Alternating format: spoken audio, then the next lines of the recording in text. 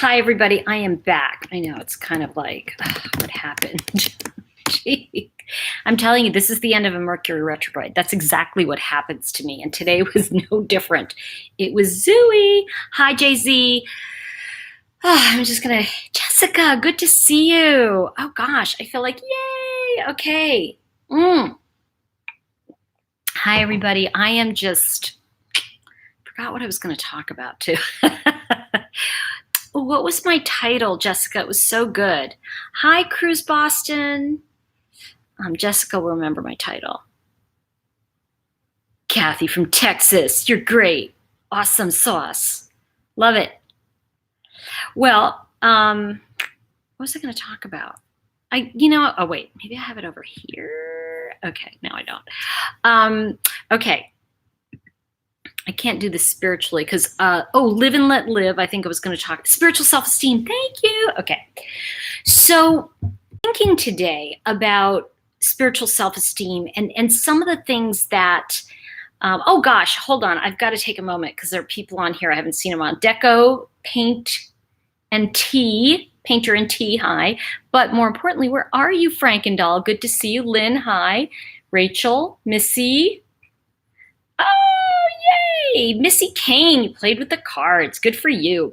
And you know what I want to say about the cards for me, it has been they are a spiritual tool to help me connect with, as I like to call, the God of my understanding. And oh, Jennifer, that's so fun. I can't wait.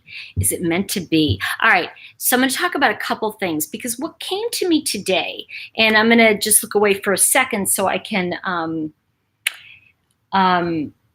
just get a sense of what I wanted to talk about, because I think I really jumped on because I thought, so much of the time, I think we are forgetting that self-esteem comes from, obviously it's doing esteemable acts, but it's also self-esteem comes from the idea of doing something that's greater than you in the moment. So just to give you an example, I remember somebody said to me once, because I was like, when I was young, they said, well, they were like, I don't know, how can I get self-esteem? Everybody's talking about it as if like you could go buy it at a hardware store, right?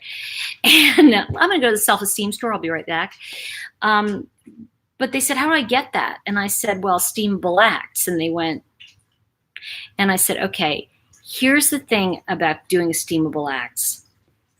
There's something very wonderful about doing things that just, and I'm going to give you an example, getting to a meeting and setting up the chairs before anybody else gets there.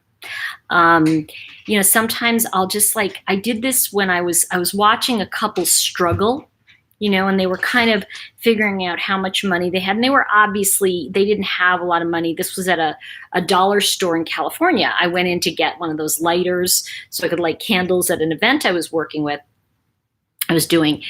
And I watched them and they were like, okay, so we have 5 cents, we have whatever. And, when I got up to the register, I was like 2 above, I want to say before them, right?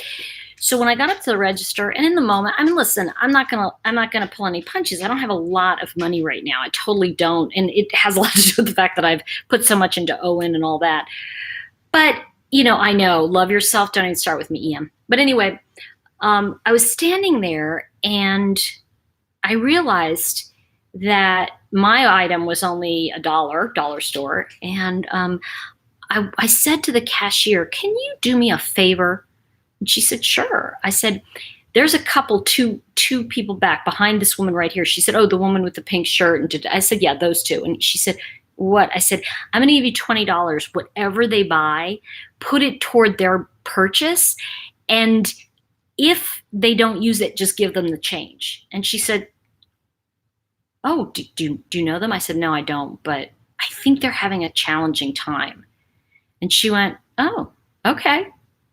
And I know some of you have done that before. I know, and I remember last Christmas, I was walking by this woman in a car, and she had literally, she's when I tell you the car, I'm surprised that it drove, and she had 4 kids in the back, and they're all kind of going crazy, and it's Christmas time, And I had I was about to buy myself something cool, and I went, I got this $20. So I went over to her and I said, listen, can you help me? And she like looks at me like, what am I going to help you with? And I said, I'd like to make sure that your kids get maybe a Happy Meal or something special for Christmas. And I handed her $20 and I said, it's not much. And she looked at me and said, lady, it's the world to me. And I went, thank you for the gift. So sometimes we have to remember it's that by comforting others, right? St. Francis of Assisi, by comforting others, we're comforted. And so spiritual self-esteem really comes from when we do acts for others, right? Then we get it back. Like we get that back like tenfold, and people talk so much about karma, right? And it's kind of like we pass that on. Exactly. I think Cynthia Belk just said it. When we bless someone, we bless ourselves. And that's the thing is that, and I say this to people all the time and they get surprised because like I'm into spirituality and I'm into, karma and cards and all that fun stuff. But I'm also very into God. I very much have a strong faith. And whether you do or don't, we can still be kind to each other, right? It doesn't to me, it's kind of like, I need my faith because it anchors me. And when I forget it, I get into trouble. So I think the thing is that, and I like Kathy from Texas said, random acts of kindness. Yeah. And you know what?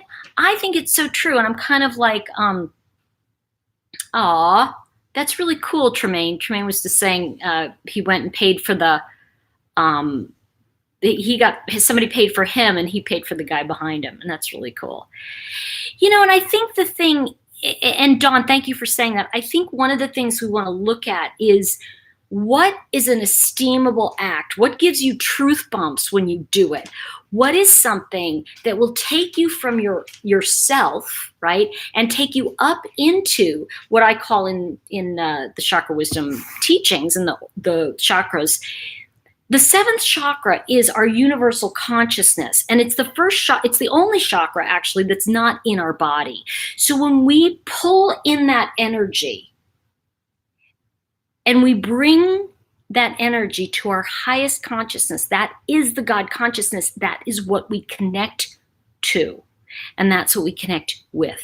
So when I say that to you in seventh chakra terms, I wanted to share with you tonight the real etymology of live and let live. The actual, because people say it all the time, well, it's live and let live. And actually, it actually came from World War I.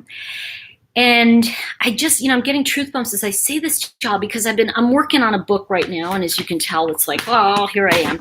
And I was working on some of the meditations for it today. And I was thinking about my dad, it really came, it really came forward to me that, I was really thinking about a story he told me about World War II. And I was working with, a lot of times when I'm working on something, I will look up the etymology of something that comes into my head. Because you see, what I want to say to you about this, and this is where spiritual self-esteem comes from, what our brain tells us something means, right, is our brain. And, people call it ego, right? Easing God out. That's what the brain side is. But there's another piece to the brain, which is the brain's sole job is to protect us. That's all it does. It protects us and makes us look good. And there's, this, I think there's an old AA saying that says, you can't save your ass and your face at the same time. So choose, So choose is my part. But anyway, so I think what I'm trying to say to you is that, that brain is trying to make you look good, but your intuition always brings you into that higher consciousness, the God consciousness. So here's the point about this. When we step into our intuition tells us to do things like, wow, yeah, that's my $20 and I worked hard for it. And, because right now parting with anything is challenging, right? But I went, you know what? That's payment into my karma bank for me. for me. And not that I'm going to get it back. It's not like that. And I want to change that wording. I want to say it's payment into my self-esteem bank, because I had not been feeling great. And so I took the money, and when I gave it to that cashier, and you know what it did? It uplifted her, because she was like, all of a sudden, wow. Then she was the one, right, who was going to get to give the gift. I didn't even get to give the gift. You see, the self-esteem comes in me owning what I did. I didn't have to see their face. See, she got to be the giver, right? So if we think about it, it's not real self-esteem comes when we are the catalyst for something good. We don't have to be the person giving it. And that's the key to all of this. So when we look at, and I feel, and it's interesting, Cruz Boston's talking about dreams and intuition. That's exactly what this is. Aren't we just in a living dream? And I'm going to give you all a thought that might kind of go right now, which is because when I'm writing and I'm working on spiritual stuff, I'm working on my new books. This is what's going on. But, one of the things that's coming forward to me as I'm saying this is like, what if, and I heard this from Craig Hamilton years ago, and it still stays with me, of what if when we think we're looking up to the heavens, what if we're looking down? And what if this is up? Do we really know what's up or down? Think about this for a minute. If we are creating heaven on earth, then isn't that all connected, right? Okay. Hi, Anastasia. Good to see you. So what I'm saying right now, I'm coming back to live and let live, I promise. So remember, I opened that little loop. And Jessica just said, sometimes seeing the face is priceless. I don't know, I don't like showing my face all the time. And what I want to say to you is that, the real thing though, and yes, it's different, Jess, if I'm like giving you a gift, and I'm going, check this out. Oh, I got this for you, and I want to show it to you.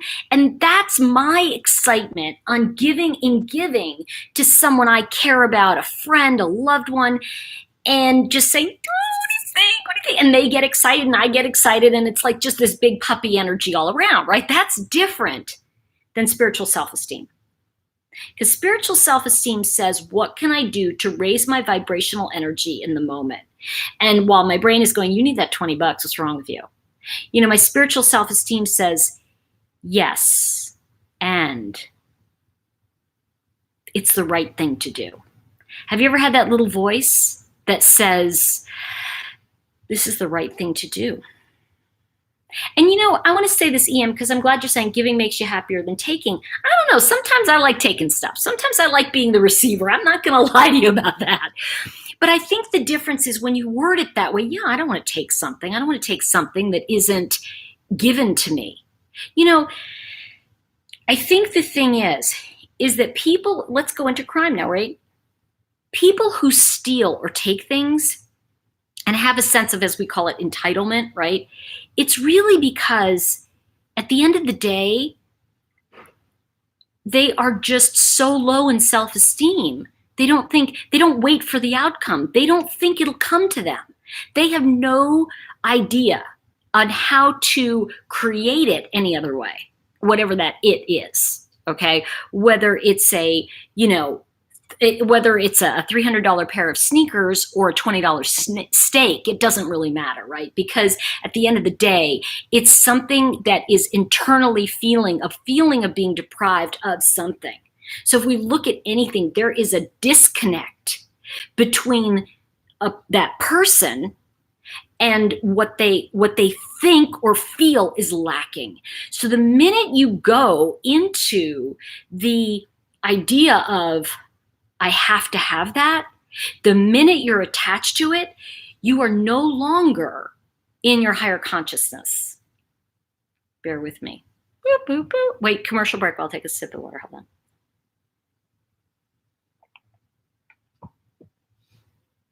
Red like wine. Okay, so, yeah, she said, unfortunately, it still gets harder and harder to pay for someone, the person behind you, because drive-through apps let you pay before they pick up. You know what? That's okay. That's okay. I only need one. I don't need thousands. I only need to give $20 to one person once in a while. Do you know what I mean? It doesn't have to be, and this is something important. We have to stay in the possibility. And it's really interesting you're saying that. Don't worry, I haven't forgotten about my dad and live and let live. One of the things that we have to stay in, and this is the hardest thing, everybody. Stay in possibility. The minute you find the reason something can't be done, that's a spiral way far away from who you really are. That's someone, whenever we go, oh, well, you see, here's the problem with that. When you take improv, right? When you take, ready for a story? Okay. When you take an improv class, the first thing they teach you in improvisation class, and by the way, if you haven't done it, it's the most fun you can have with your clothes on. I mean, it is just so much fun, and you're just acting crazy and stupid, right? And it's just really, really crazy. Okay. So when you're taking an improv class, the first thing they teach you, what? Gettings in El South. Bem and Ross? What is that? Thank you. Thank you so much. Okay, Beeman Ross said gettings in El Salvador women. Okay, that sounds really odd to me. So if you could explain that before someone goes, you're out, that'd be great. Okay, so the thing about improv, the first thing they say is, always say yes. It's always a yes. It's always a yes. Oh, you're from from the Salvador? I don't know what that means. Yes, I can talk about addiction. Thank you. Let me just write that down. Okay. So the first thing they tell you in improv class is to be a yes.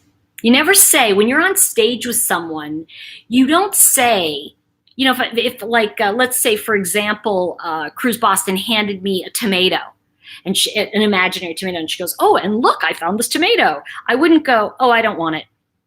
That shuts down the freedom.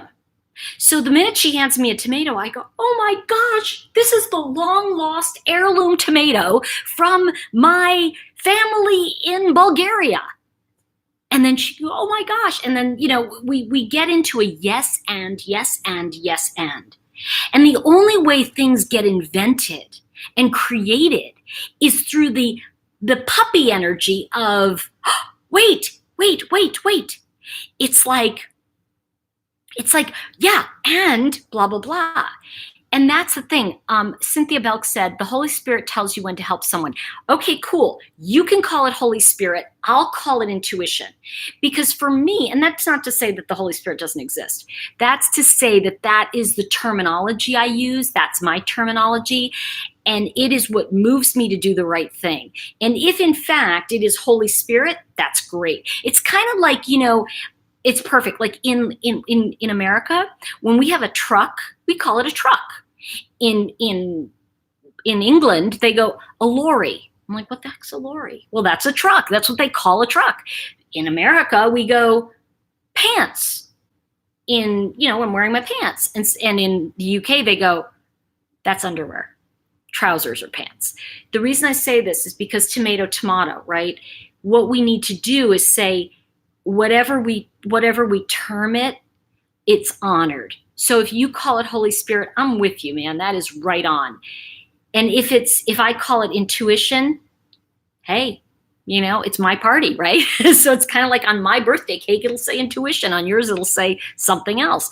So when I say this to you, what I'm saying is it's all a contribution, and I want to honor that. That's okay, Beeman Ross. I just didn't understand. Yeah, and that's the thing. It's kind of like we have, and I love that. Dawn just said it's her gut. So it's kind of like we have to term it in a way that we can communicate.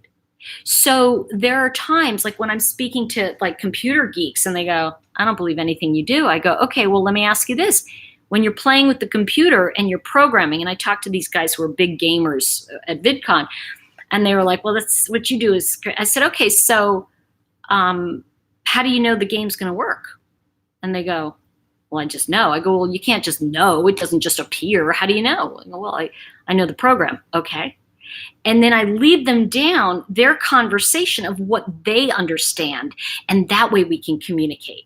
So I think what I'm saying is, if we are willing to communicate at the level of our intuitive wellness, if you will, our spiritual self-esteem, then we can say and honor, yes, yes. You know, and I tell you what, when I was doing my one of my first book tours, I was on all these Christian radio shows, and people were like, why are you going on the Christian radio shows? I go, well, because I believe in Jesus Christ. And, you know, we talked about that, and they were like, what, you? How can you?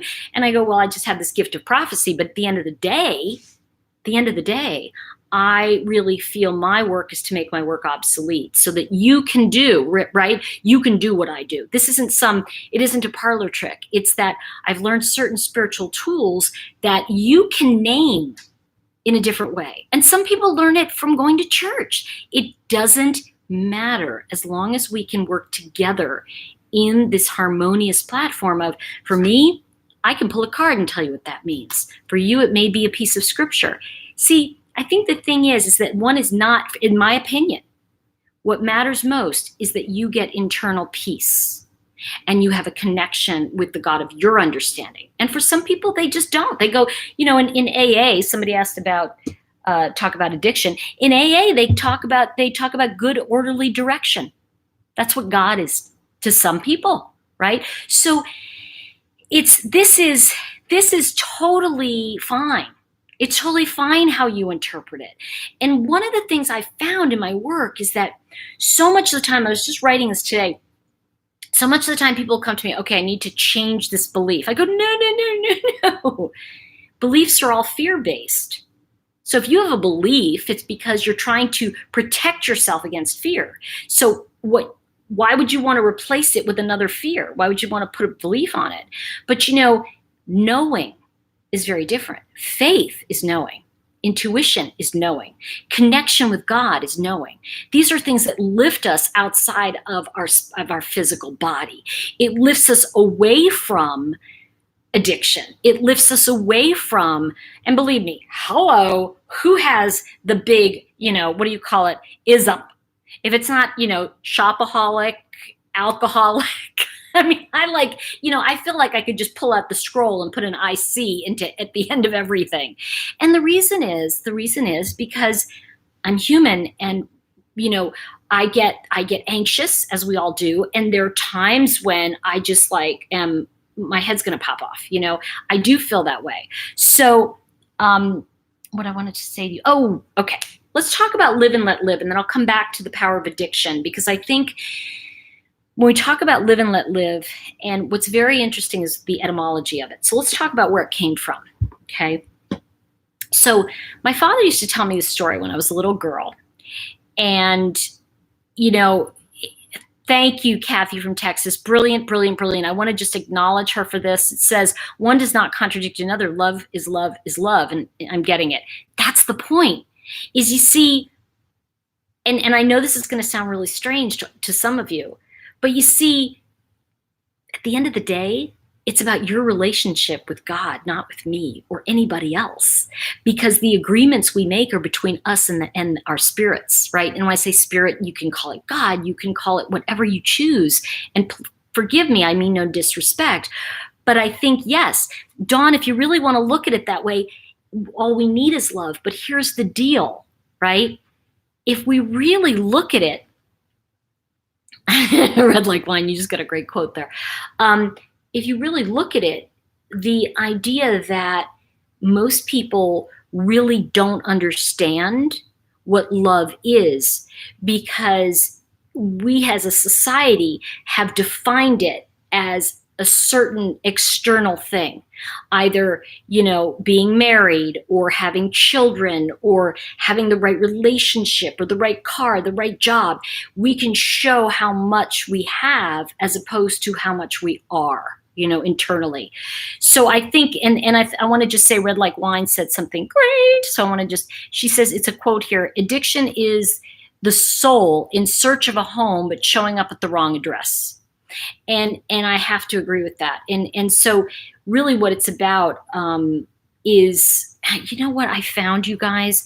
I want to find this because there is a letter. Somebody asked about a letter from Bill Wilson. I know. Who found this story? I shared this years ago in a meeting. I think, hold on, give me 1 second. Because, let me just see if I can find it here. Here it is. Okay. This is, okay. Let me just pull this out so y'all can see me and not me. Hold on. Okay, hold on, guys. Woo. All right. So somebody asked me yesterday, and they posted it about, let's see. Okay. Exactly. Red Like Wine, it views addiction as a spiritual illness rather than a disease. Perfect. And I talk about dis-ease, right? Oh my gosh. I know. Don't even start with me. I'm a shopper, and that's my problem. Okay. Oh my God. Jade Chop just said, it's the same thing as me being fascinated by your perfect manicure and thinking you are perfect. Okay. Can I tell you something about that? I have a box, I'm not kidding, this big. That's my addiction. I go and I buy nail polish. And finally, don't worry, I'm going to get to Bill Wilson. I'm going to tell you live and let live. Finally, I'm so glad you said that, Jay Chop. I finally said, okay, this is getting me crazy because it's like literally when I travel, I mean, my friends who travel with me are like, are you insane? Like, I have a box of all my nail polishes. Who travels with nail polish? I do. So, okay, so the idea is that what I did, I was in California, my friend Karen turned me onto this. So what this is literally, it's real nail polish, but it's non-toxic peel and stick. And they last for about 10 days. And what I did here, you can see on this nail, I'll show you. This is a solid color, and these are the designs, right? And then on this hand, I did solid, and put some designs on. You can see there's the solid. So okay, the strips, I started selling them. That's what I'm to say. My friend Karen got me into this. So I put my URL. It's what is it? It's called colorstreet.com/such-cute-nails. That's the name of my little store, Such Cute Nails. And can I tell you guys, seriously, I did the ones you saw me in last week. I did them on the airplane home. I literally took my nail polish and donated it after my friend Karen showed me this, because you literally take it and you put it on. It's non-toxic. It is, and so all the stuff I was sniffing with the nope, comes off with just nail polish remover. It stays on for 10 days and there's real polish. So when you actually peel and stick it, it actually cures overnight. So it's amazing how great this stuff is. I know, right? They have toenail ones too, Cruise Boston. Can you stand it? I was like, oh my gosh. Dallas, Texas, you have them. You love them, right? Okay, so I am totally in love with this product. And you know me, I don't get on and go, hey, buy this pen, but this is a self-care product that I am in love with. I actually should do like my 5 favorite products of the month or something. So that's how I got into it. And you know what? Can I tell you something? I know. It's like, and you know what? Can I tell you something? Just watch the little video. It's the easiest thing.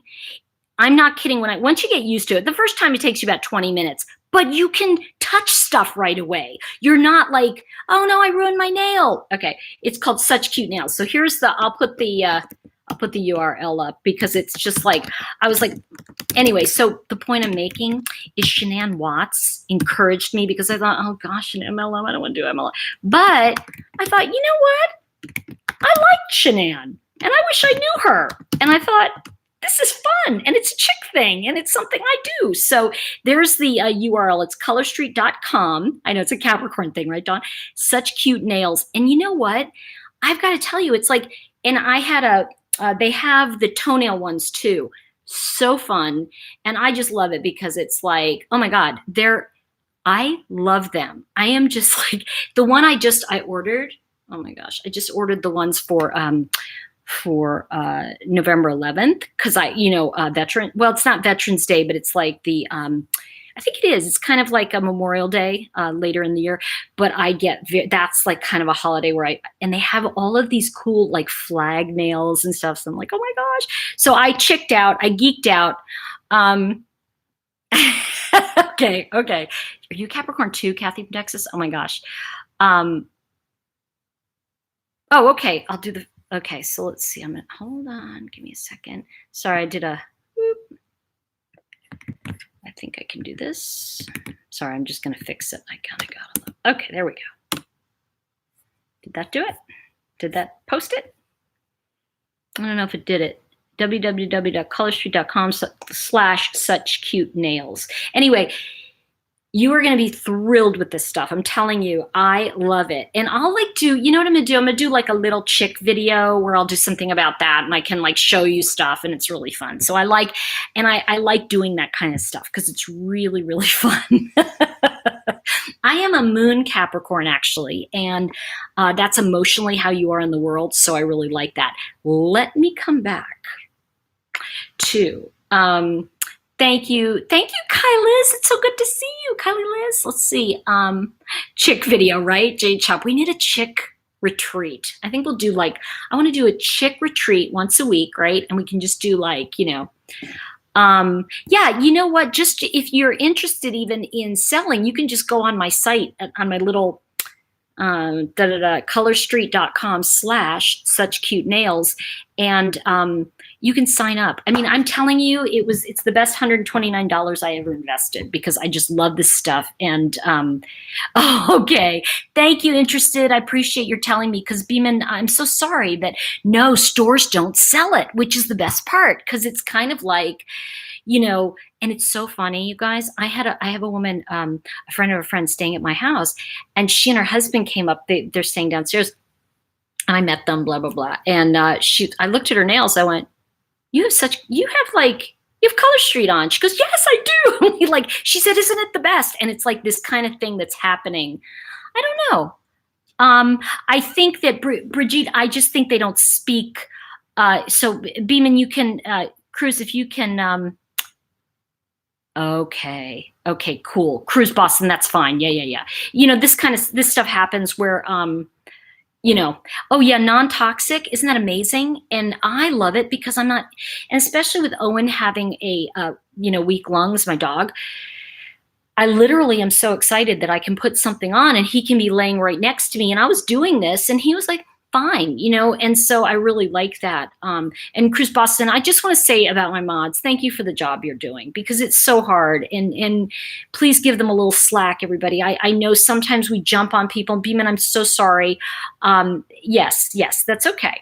And I think that, yeah, Cruz Boston, and I want to stand up for her because I really feel like it's such a hard job to be managing and making sure that we're all safe within this this community. And so I really want to shout out and say thank you. And yeah, so oh,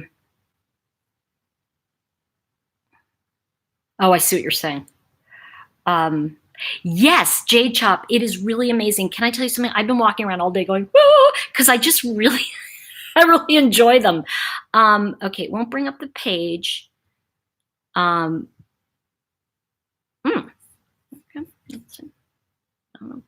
It's probably just my Mercury retrograde. So it's colorstreet.com with a slash such cute nails and S with a plural. Okay, so it's on the top there. So. Hey, Duty Ron. All right, good. So let's start with, let me go back to two things I want to talk about that I wanted to get to you guys because, nails are very important, very important.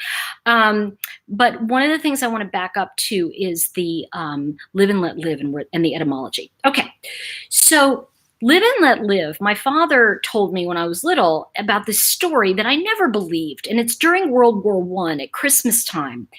the German and the British troops literally somehow, I think it started with the German side, where the Germans started singing Christmas carols in German. And suddenly the British started singing Christmas carols. And here it is in this blizzardous weather, World War I.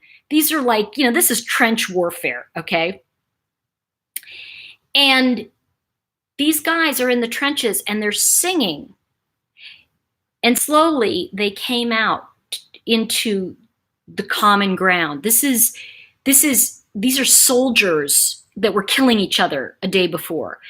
And one of the things that happened was it was called, one of the German soldiers said something about live and let live. And it kind of stuck. And the idea was that in those moments at Christmas time, here are these young soldiers that were so alone. And it came from live and let live, came from these boys really that were killing each other in World War I. They stopped during Christmas time. And there was such a long truce that the German army and the British army, the powers that be, started to get very angry because the soldiers weren't fighting, they were at peace.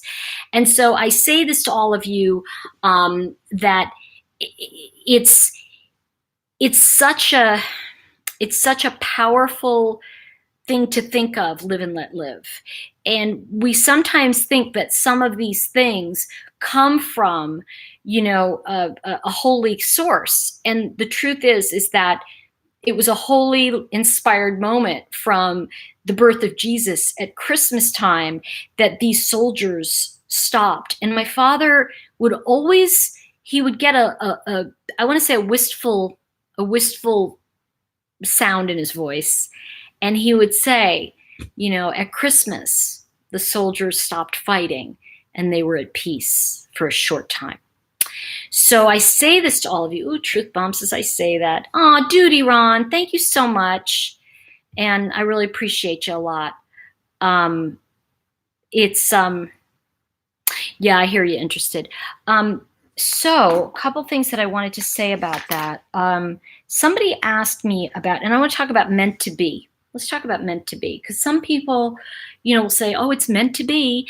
And I want to say that one of the things we've gotten away from is the idea that meant to be is really like supposed to be an up-leveling, an uplifting, not a term to punish yourself. And I can't tell you how many times people will say, well, I guess that's meant to be. And it's like, boy, that doesn't sound good, And it's like, well, it's, that's how it's supposed to be. And I'm like, what do you mean that's how it's supposed to be? It's like, well, I called the person, they didn't call me back. I'm like, but you're looking for a job. Like, you can't just make one phone call and go, well, I guess it's not meant to be that I'm not going to work, But I think we're living at a time when it's so quick to give up, when the truth is, who are you giving up on? Have you ever thought about that? Because the other person doesn't really care.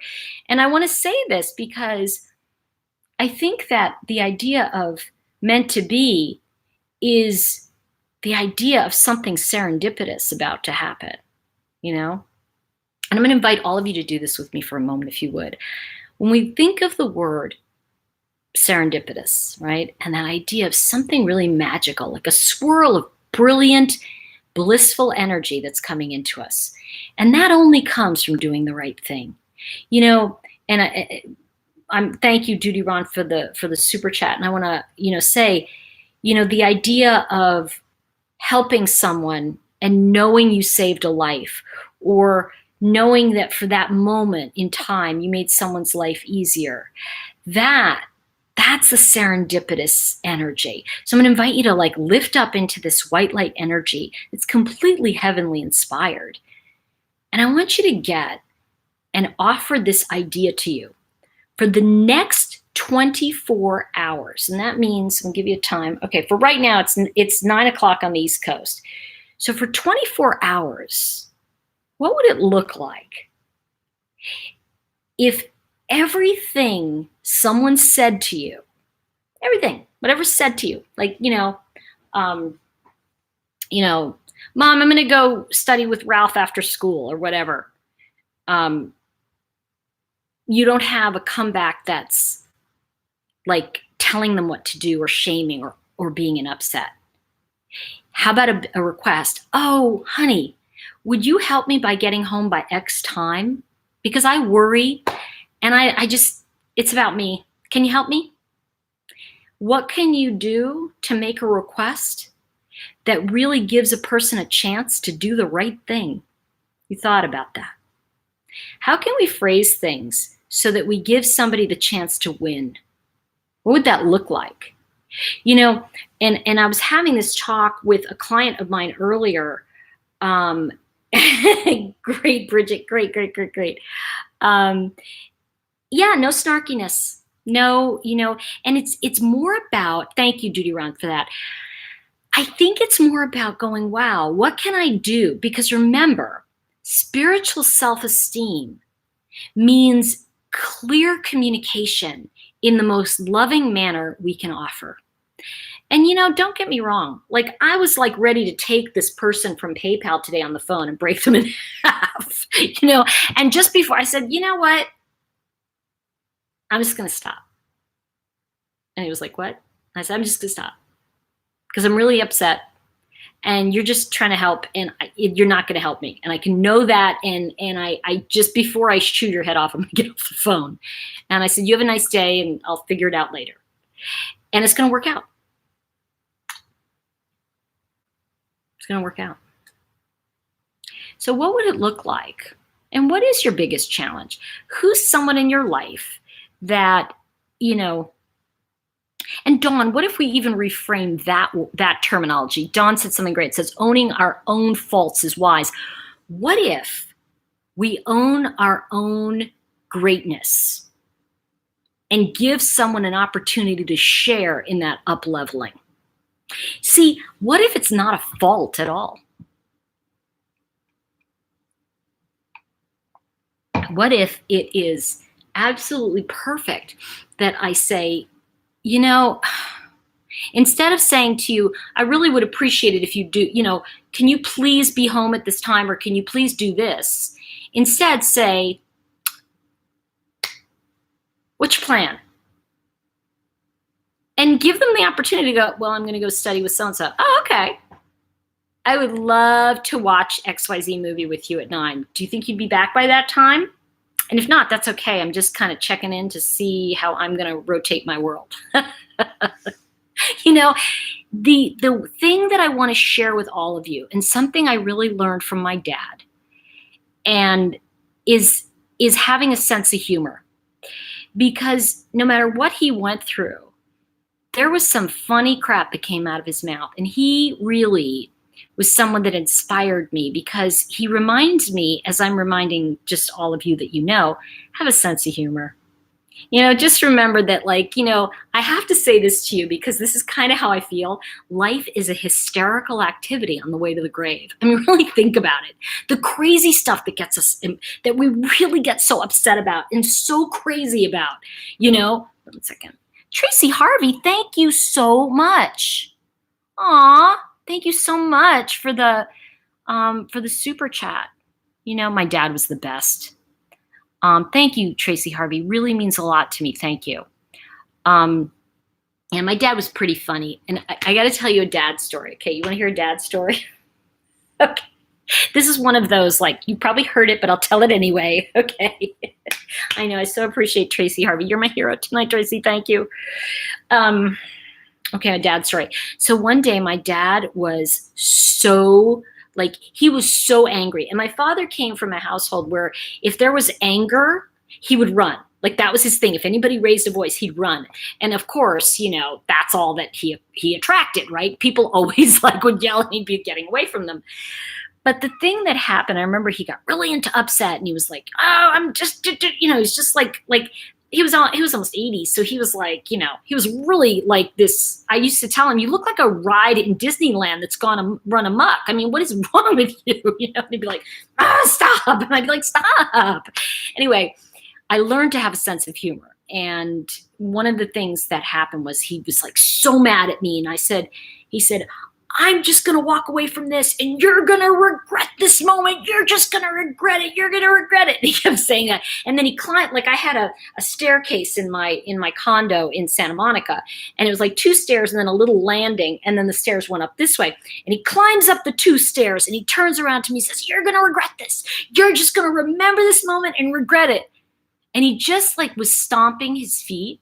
I mean, I said, no, I'm actually probably going to remember this moment and laugh for the rest of my life as I remember a man who's almost 80 stomping his feet like a freaking 3-year-old. You are hysterically funny. And he was like, don't laugh at me because you're going to be really upset. I go, no, I'm actually going to remember this and think it's really funny. And he was like, you are? I go, yes, I am. And he was like, oh, then it didn't work. I said, no, it didn't work. And to this day, I can literally think of my dad going, it didn't work. No, it didn't work. I'm like looking at him, no, it's not working. And say to all of you that it was those moments when he was so angry or I was so angry, and like we'd stop. And like, I'd recognize that, like, because I was the adult in the relationship, just so you know, like I would say to my father all the time, are we clear that I'm now the adult in this relationship? And he'd go, maybe. Like, okay, that's fine with me. So let me just go back. Cause isn't that funny though, Joanne? Like, because the thing is like, you know, when people are stomping their feet, sorry, I'm like trying to get myself arranged here. You know, it is so important with people we love to have a sense of humor, because when we do that, when we offer them that moment, go, dude, really? Because sorry, I don't. And he'd be like, you're laughing at me. I'm like, I kind of am. So I'll tell you this story. So this is another one. And I think I've told you the story though about my dad thinking he was swindled. Actually, he didn't know he was swindled. It was a kid came to his door. And he called me up. He goes, oh my gosh, thank God, you weren't here and I took care of it. I go, what'd you take care of? He said, somebody came to my door and they told me, see, this transformer blew and I had to give him $30 to keep my electricity on for the weekend. And I go, and he's going on and on and on. I went, he goes, what? He goes, oh no, oh no, oh Tori, don't tell anyone. Please don't tell anyone. I go, what? He goes, you think I'm a doddering old man? Oh my gosh, don't tell anyone. I can't stand it. I go, I will never tell anyone this story as long as you're alive, because you will be a target for everyone out there. And after that, every once in a while, I'd send him I'd call him up and leave a message and going, I'm gonna start telling people, and I'd get a little, I'd get a little check in the mail that would say it was for $30, and he'd write blackmail, in the subject. So I think that what I want to say to you is that.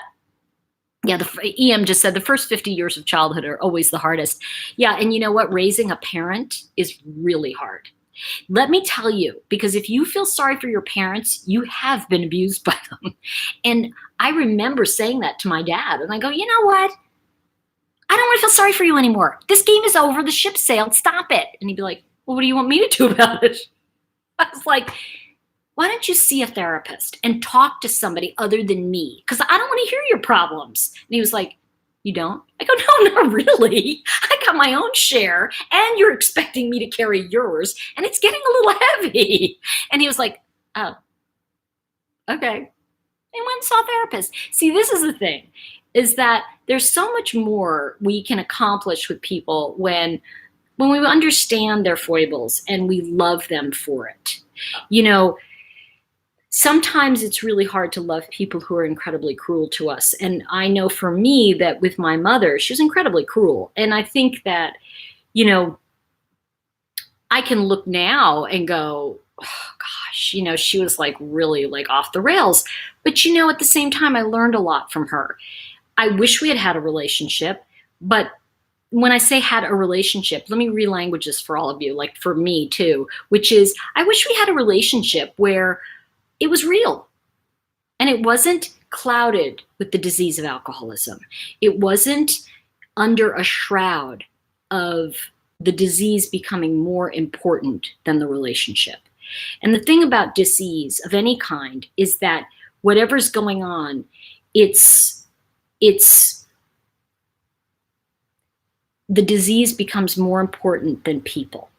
And I think we're living in a time right now where we're forgetting that when you come up with these brilliant ideas, people are going to be affected by them. And you know, what I'm trying to say is that when we look at the idea of dis-ease, it's being uncomfortable with ourselves. And that is, you know, and I'm going to pull it out because I did a really great talk a number of years ago. It was when I had my Blog Talk radio show. In fact, I think a lot of those are still up on Blog Talk. But there was one I did on disease, and it was just, for me, one of the better talks because it was really about, you know, the disease of alcoholism really. And by the way, if you grew up with alcoholism, if you're a child of an alcoholic, what I like to say to people, and especially when people, you know, come for readings and stuff like that, and I don't do them often, but I'm doing them this week. I'm doing some readings. And one of the things I say to people is that in the space of being around the disease of alcoholism, especially if you have parents who had the disease, you have learned to become an alcoholic and an Al-Anon. Do you know what I mean? Like the para-alcoholic, as they call it. And the goal is not to be independent. It's to learn to be interdependent without being codependent. And there's a big difference between all of these. And there's four, and I'll talk about this another time, but I don't know if this is interesting to any of you, but there's four roles in the alcoholic family. And a lot of times people miss it. There are, in the four children, right? Because you've got the parents, you've got the alcoholic, whoever the alcoholic is, and the partner. If you've got two alcoholic parents, it's like crazy. But, you know, I think what happens too is that the alcoholic almost has a better chance of having a relationship with you than the non-alcoholic. So it's kind of an interesting thing. I had it differently. My father worked on himself, and he did a lot of personal work in his later life. But there's four roles. The first is the hero, which is the oldest child. Now, it can go any age, but these are the four roles. The hero does everything right. And, you know, it's like somebody said, oh, I feel like if I had good nails, I'll have a perfect life. That's a hero, right? That's perceiving a hero, right? Then the second role is the scapegoat. And that's the one in the family, by the way, that gets blamed for everything. You notice that? It's like the brother who can do no right, no matter what that guy does. It's like he's always an F up. He's always the one. And he can also be incarcerated. He can be in trouble with the law. The scapegoat often becomes the one who the family blames everything on. That's the second child. The third child is the mascot. That's the one who's like crazy fun. And they're always the one who's like, you know, the one in the family who's so funny, everybody's doubling over, but they're really just the entertainment because there's so much insanity going on. And finally, the fourth role is the lost child. That's the child that will hide under the table or hide in a corner or, you know, be found reading. They're the ones that are off to themselves. Does this make any sense to you guys? I don't know. Let's see. Okay, I don't know what that means. So, yeah, sense of humor. Oh gosh. Let's see. Okay. No, Fiona Lee said, do they have to be in that order? No, they don't. In fact, they can switch roles. And one of the things that happens is that when you have, this is ironic, the scapegoat is often the one that gets sober and can change the family dynamic. They often are the ones who mess up the most, but then can do the most and be really a good person. And so somebody asked, you know, for me to talk about addiction. Does anybody want to hear the original letter that Bill Wilson wrote in 1959 about why the Lord's Prayer was said at AA meetings. Anybody want to hear that? Because I thought somebody had mentioned that the other day, that they were like, oh, they were in upset because in AA meetings that somebody reads the Lord's Prayer, and they resented it, and it was Christian and all of that. Anybody? Oh, Kathy, yeah, okay. Kathy from Texas. Okay, good. Okay. All right, cool. So let me share this with you. And I read this, just so you know, I read this. I had started when I lived in Los Angeles. They really didn't have any adult children of alcoholic meetings, and I was very no. I'm not only talking about alcoholics. No. I'm talking about, these dynamics can be related to shopaholics, overeaters, all of those dynamics in families. When there's an addiction, it can definitely, be part of that.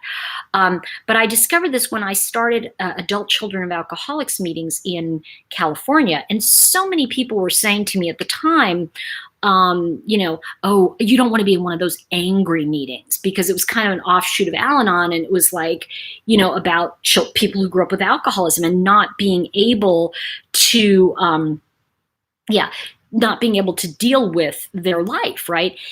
And anyway, the point is that I started these meetings, and I went back like 20 years later, and I had shared, because somebody asked me about this, they brought me in to speak, and because people were really, at the time, there was a big hubbub about, people were like all upset, they were in cray about reading the Lord's Prayer in meetings. So there were all these other meetings going, well, we don't want to read this prayer, and I don't believe in God, and we should do this. And it started to get really crazy. And somebody said, look, can you come in and talk on it? And so I literally just brought this letter, and I said, I think we should let Bill Wilson speak for all of us. And then I love that. If you want something done, do it yourself. Okay. So this is written by Bill Wilson on April 14th, 1959. And it's titled, A Letter from Bill Wilson About the Use of the Lord's Prayer at AA Meetings.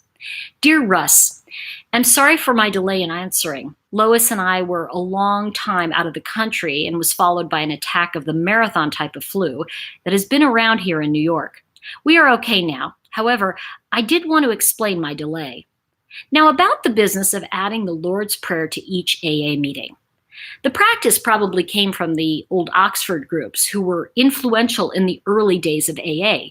You've probably noted in AA Comes of Age what the connection of these people in AA really was. AA Comes of Age is a book, by the way.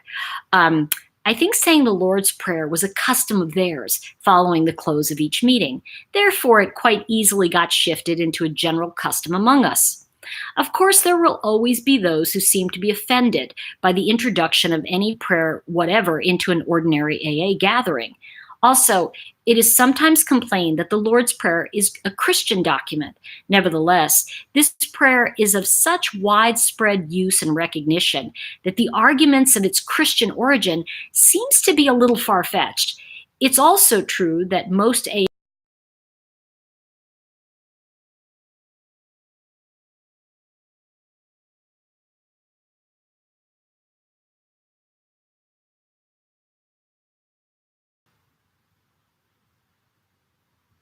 buffering. Dang it.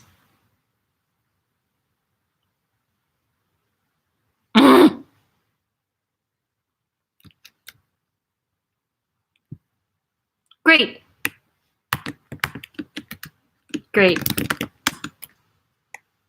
Okay. Okay, am I back?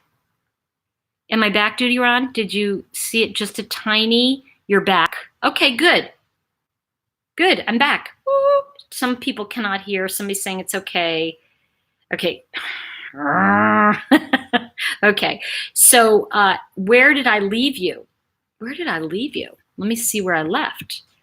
Okay, good. So did I leave you at, of course, there will always be some? Okay, good. Yes, I'm back. All right. Okay, perfect. Thank you. Where did I leave off, Cruise Boston? Where did I leave off? Okay.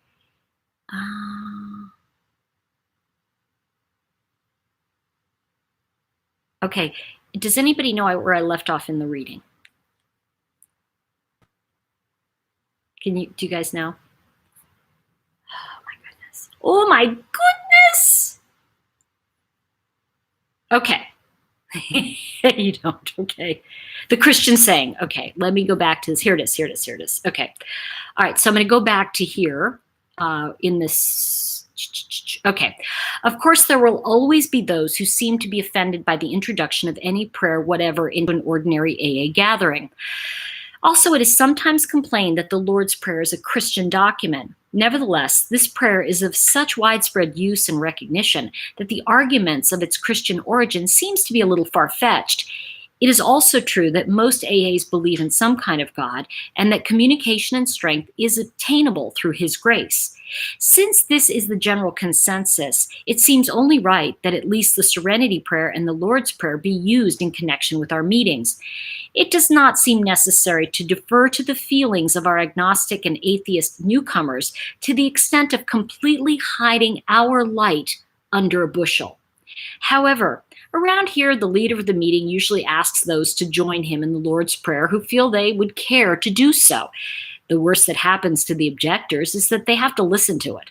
This is doubtless a salutary exercise in tolerance at this stage of progress. So that's the sum of the Lord's Prayer business, as I recall it. Your letter made me wonder in just what connection you raised the question. Meanwhile, please know just how much Lois and I treasure the friendship of you both. May Providence let our paths presently cross one of these days. Devotedly yours, Bill Wilson, from the AA Archives in New York. So,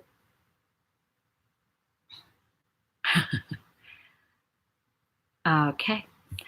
Can you guys still hear me? I don't know. Okay. Okay. I've got to I got to do something. I got to do something. Okay, good. At least Janine, Meyer, Lewis, yay. Okay, good. So at least we're here.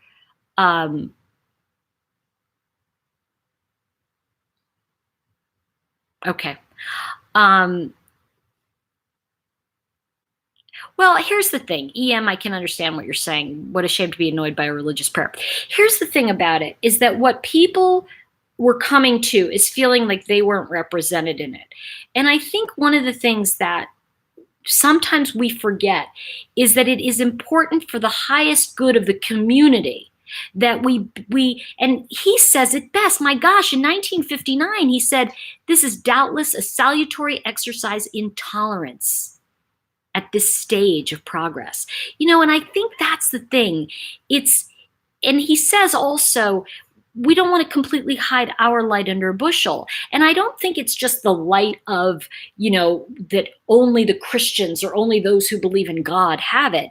It's the light and the joy with each other in sharing the moment of community where we all get to come together. And I think for me, that's the thing, is that if we're really in communion with, truth bumps, if we're really in communion with one another, then at the end of the day, for me, I remember when I first went to the meetings, adult children, and people were like, I don't want to say Our Father. And I remember saying, then don't, just sit. And they were like, why? I want to say Our Mother. And I said, you know what? Why try to bring in that when you can just be with others and know that it's okay to not be for you right now? And I think that's the key, is that, AA requires nothing but a desire to stop drinking. That's AA. That's it. And I think as people, we put other things on it. And it goes back to Christianity and everything else. We put all these conditions on it, when at the end of the day, and if we go back to the early beginnings, the desire, if we really look at what the community's about, it's to help them stay sober and help other alcoholics stay sober and achieve sobriety, right? Because the thing is, any gift we have, we only have for today. And I think that when we look at the fighting over, oh, I don't want to say this prayer or this, it's too much. It's too much. I think that what we all want are similar things. We want to feel safe. We want a roof over our head. We want to have a fulfilling life. We want love in our life, family, friends, and Pat just said it best. I'm sober because I started to follow directions and listen. And you see, for those who don't know how to live, it's a training ground of how to live sober. And that's what it is. So when they say just be tolerant, hiding your light under a bushel, that's what alcoholism has done to people for decades. When the drinking is going on, the light is snuffed out. And so it doesn't have to have that religious connotation of, so when it says here, he says, here it is. It does not seem necessary to defer our feelings, to defer to the feelings of our agnostic and atheist newcomers, to the extent of completely hiding our light under a bushel. See, what he's really saying is, we don't want to damp down the joy we have found in the light, right? And that's what we're talking about tonight. Spiritual, right? When we look at spiritual self-esteem, that's what he's talking about. That's what the tenet of AA was. It was a place you did not have to be alone, and where you are all together. And I think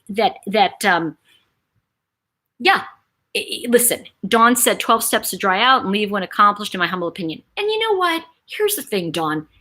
That is perfect. And yet there are people who have another opinion, and that's fine too. What I'm saying is, like, I was told, you don't stay because of you. You stay for others. And, everybody does service in the way that I think we get to be a service for so many people in this. And that's what it is. And so what I want to say to you is that what I love about 12 steps is that at the end of the day, it's a program of attraction. And so what I'm hoping is, through the work I've done and through the work that they do, and, the meetings I started 30 years ago now are still going on. And that's the key. That's the key to this, is that, I started it, but nobody knows me there. I went to, and I'm going to wrap up tonight with this. I went to a meeting, I guess when I was last in LA 4 years ago, something like that. And I just went to the meeting I started, and it was an adult children of alcoholics meeting. And by the way, the first meetings, there was just me and one other person. And we didn't grow to 5 people for 5 months. It was like I just showed up and showed up. At the end of the day, exactly, red like wine. At the end of the day, people started coming. One day people came. Now it's like a huge meeting. There's like 50 or 75 people that come, and it's like all that. And I just sat in the back, and I just, wanted to be there and see what was going on.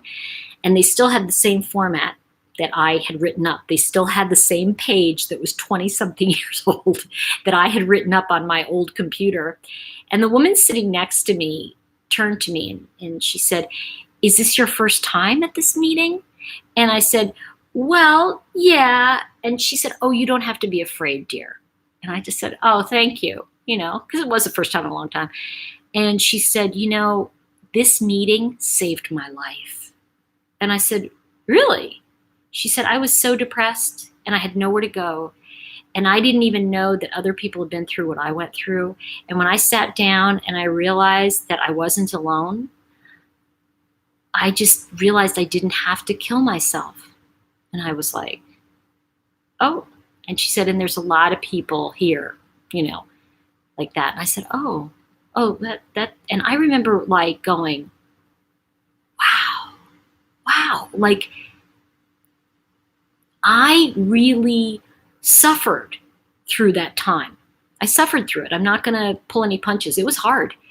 And the thought that something I did, to me, that's art. Do you know, like people talk about something you say or do that changes another person's life is art. You're an artist. That's the ability we have. And so what I want to share with all of you about that is that I was leaving, right? Oh, please don't be sorry for me. I'm so grateful. Are you kidding? Red like wine. You know, if I hadn't had an alcoholic mom, I wouldn't have had a ticket to the best play in my life. I wouldn't have had the gifts that I have today. I wouldn't have, you know, the disease of alcoholism is only one thing that can happen to a family. I mean, really, you know, there's so many things that happen. People get incarcerated, they get killed at mass shootings, they get murdered. I mean, there's so many things that happen that, you know, this is just one small. They get diabetes. Anything can happen at any time.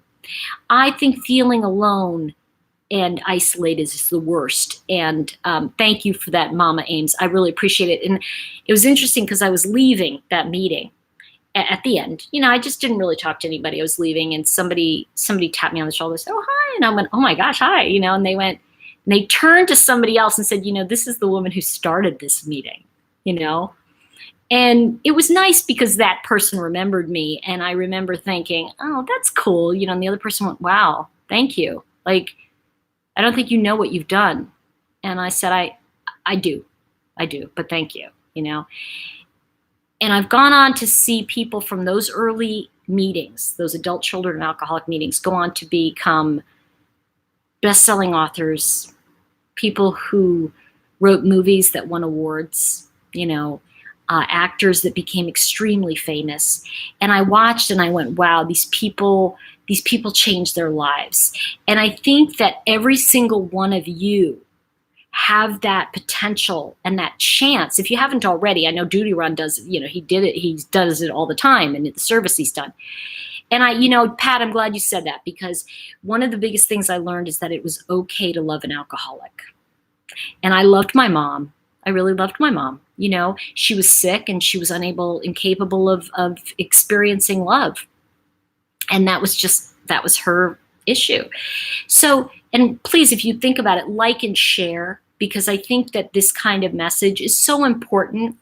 You know, this is so important for people. So if you think of it, please like the video, share it, tell your friends to watch it. It's really, I think that it's only in the strength of the community that we have here that we can really touch other people's lives. And you have that potential every day. And, you know, I just finished writing, okay, the meditation I just finished. It was